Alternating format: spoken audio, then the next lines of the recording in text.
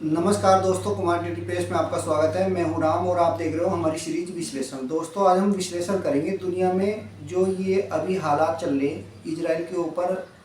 फिलिस्तीन ने जो हमला करा और रूस ने यूक्रेन के ऊपर जो युद्ध चल रहा है यूक्रेन का, 1.5 साल से भी अधिक, इसकी जो स्थिति बनने वाली है विश्व युद्ध की, तृतीय विश्व युद्ध की। तो क्या तृतीय विश्व युद्ध होगा या नहीं होगा, तो होगा तो कब तक होगा और क्या इसकी स्थिति रहेगी, इस पर हम अपना विश्लेषण लेकर के आपके सामने आए। दोस्तों देखिए, मैं बता दूं आपको, विश्व युद्ध तो प्रारंभ हो गया था उसी समय जब रूस ने यूक्रेन के ऊपर हमला किया था। लगभग 1.5 साल से भी ज़्यादा इस बात को हो गई। 1.5 साल पहले ही तृतीय विश्व युद्ध की शुरुआत हो गई थी और अब ये दूसरा रूप हमें देखने को मिला। अभी जो फिलिस्तीन के जो हमास नाम का आतंकवादी संगठन है, गाजा पट्टी में जिसके ठिकाने है, उसने इजराइल के ऊपर हमले किए और इजराइल के लगभग 1000 से भी ज़्यादा नागरिक और सैनिक उसके मारे गए। तो ये बहुत बड़ी क्षति इजराइल को हुई और इजराइल ने भी इसका पलटवार किया और गाजा पट्टी जो हमास के ठिकाने हैं जहाँ पर, वहाँ पर हमले प्रारंभ कर दिए। अभी दरअसल देखिए इसका वर्तमान स्थिति क्या होगी और विश्व युद्ध ये जो होगा ये कब तक होगा, कब तक ये अपना भव्य रूप लेगा, इस पर हम ये चर्चा कर रहे हैं पूरी की पूरी। अभी तो दरअसल जो ये शुरू हुआ इजराइल के साथ में फिलिस्तीन का युद्ध, ये तो थोड़े दिनों में हो जाएगा समाप्त, 15-20 दिन चलेगा ये बस। उसके बाद में ये समझौता करके आपस में समाप्त कर देंगे इसे। मगर ये युद्ध ही विश्व युद्ध का रूप लेगा आगे चल के। देखिए अभी क्या होगा वर्तमान में जो इजराइल है वह इसे गाजा पट्टी को साफ कर देगा पूरी की पूरी को और गाजा पट्टी को पूरा मिला लेगा वो अपने में। हमास नाम का आतंकवादी संगठन हो जाएगा खत्म, सारे इसके आतंकवादी मारे जाएंगे। हिजबुल्लाह नाम का जो आतंकवादी है उसने भी समर्थन दिया है इसे हमास को, वह भी खत्म हो जाएगा, वह भी मारा जाएगा।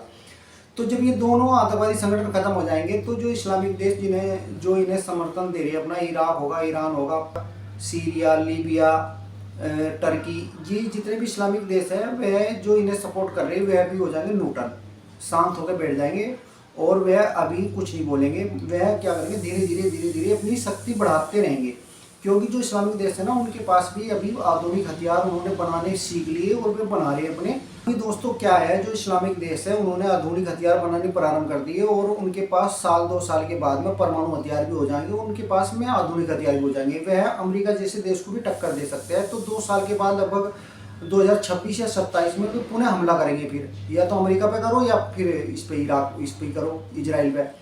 और जब वे हमला करेंगे तो उन्हें टक्कर देना बहुत ही मुश्किल होगा और पूरी जो विश्व युद्ध होगा, लड़ाई होगी, ये सब देश, इस्लामिक देश आपस में मिलके शक्ति इकट्ठी करके इन पर हमला करेंगे। और जितने भी यूरोप के ईसाई देश है, चाहे फ्रांस हो, जर्मनी हो, इंग्लैंड हो, हॉलैंड हो, यूके हो और अमेरिका हो, इन देशों के साथ में इनका विश्व युद्ध होगा। और विश्व युद्ध में भारत की जो स्थिति होगी वह क्या होगी और अभी वर्तमान में भारत की स्थिति क्या है। देखिए अगर वर्तमान में विश्व युद्ध प्रारंभ हो जाता है तो भारत की स्थिति अभी दरअसल क्या है, उतनी मजबूत नहीं है जितनी 2 साल बाद हो जाएगी, क्योंकि भारत ने जितने भी आधुनिक हथियारों के परीक्षण किए ना, उनकी क्वांटिटी भी भारत के पास अभी मौजूद नहीं है। पर 2 साल के बाद में क्वांटिटी हो जाएगी भारत के पास बहुत ज़्यादा है, क्योंकि बनने लग रहे हथियार भारत में और वो अपने पास स्टॉक करने लग रहे। अभी 2 साल के बाद में भारत की भी स्थिति ऐसी मजबूत हो जाएगी कि कोई भी देश चाहे लड़ लियो भारत के साथ में, उसके हथियार खत्म नहीं होने के। इंडिया के इतने हथियार भारत के अंदर भारत बना लेगा। मगर वर्तमान में क्या है, वर्तमान में भारत के पास पर्याप्त लड़ने के लिए 1 देश से 2 देश से तो पर्याप्त है हथियार। मगर अगर विश्व युद्ध होता है, विश्व युद्ध में बहुत सारे हथियार लगते हैं, बहुत हथियारों की जरूरत पड़ती है विश्व युद्ध में। तो दोस्तों भारत की स्थिति 2 साल बाद जब विश्व युद्ध प्रारंभ होगा, वो ये देश तो आपस में निमट लेंगे, आपस में इस्लामिक और ईसाई देश जो है ये तो आपस में ही खत्म हो लेंगे। हमारा युद्ध होगा चीन के साथ में, चीन और पाकिस्तान के साथ में। और चीन और पाकिस्तान के साथ में जब युद्ध होगा तो सिर्फ 2 ही देश होंगे, बाकी देश तो खत्म हो चुके होंगे। और रूस भी उस समय न्यूट्रल हो चुका होगा, क्योंकि रूस तो अभी युद्ध लड़ ही रहा। उस समय तक लड़ते लड़ते तो उसके सारे हथियार भी खत्म हो जाएंगे और उसकी आर्थिक स्थिति भी खराब हो चुकी होगी रूस की। तो रूस तो बैठ जाएगा आराम से, वो तो किसी का सपोर्ट नहीं करने का, ना चीन का करने का, ना भारत का करने का। मगर भारत जो है चीन को उस युद्ध में हरा देगा और चीन से अपने सारे जो